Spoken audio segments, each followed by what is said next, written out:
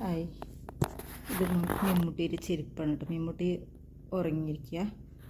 ഇത് മീൻമുട്ടിയുടെ ചെരുപ്പാണ് കേട്ടോ. ഈ ചെരുപ്പിന് ഞാൻ നാളെ ഒരു ഫങ്ഷൻ ഉണ്ട്, അപ്പോൾ അവളെ ചെരുപ്പിൻ്റെ കളർ ഞാനൊന്ന് മാറ്റിയെടുത്തു.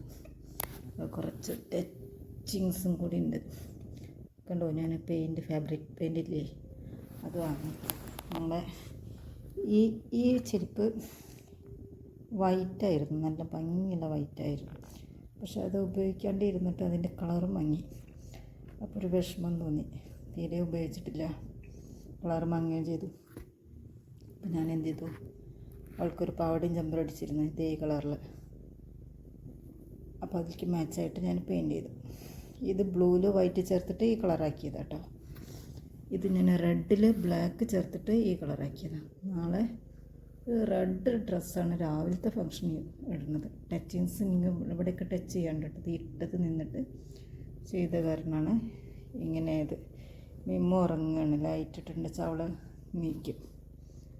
ഇനി ഇതിൻ്റെ മേലെ കുറച്ച് ഗിൽറ്റ് പൊടിയും കൂടി വെതറിയാൽ ഓക്കെ. നല്ല ഇങ്ങനെ ഇഷ്ടമായോ?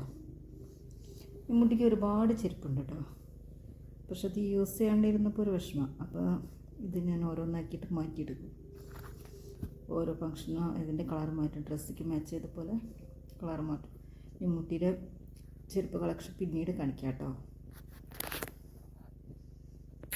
ഇതാട്ടോ മീൻമുട്ടിയുടെ ചെരുപ്പ്. ഇതാ ബ്ലൂ മാറ്റി നമ്മൾ ഇതൊരു മെറൂൺ ഷെയ്ഡാക്കിയിട്ടുണ്ട്. മെറൂൺ പെയിൻ്റ് അടിച്ച് നമ്മൾ ഗിൽറ്റ് പൊടി വിതറി. ഇതിൻ്റെ ഇടയിലൊക്കെ ബ്ലൂ കാണുന്നുണ്ട്, പക്ഷേ ഇങ്ങനെ നോക്കുമ്പോൾ കുഴപ്പമില്ല കേട്ടോ. നമ്മൾ ഇങ്ങനെയൊക്കെ സൂക്ഷിച്ച് നോക്കുമ്പോൾ ബ്ലൂ കാണുന്നുണ്ട്. നൈറ്റിൽ ചെയ്ത കാരണമാണ് അതറിയാതെ ഇരുന്നത്.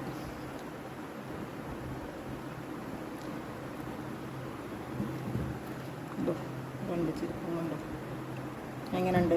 ഇഷ്ടമായോ?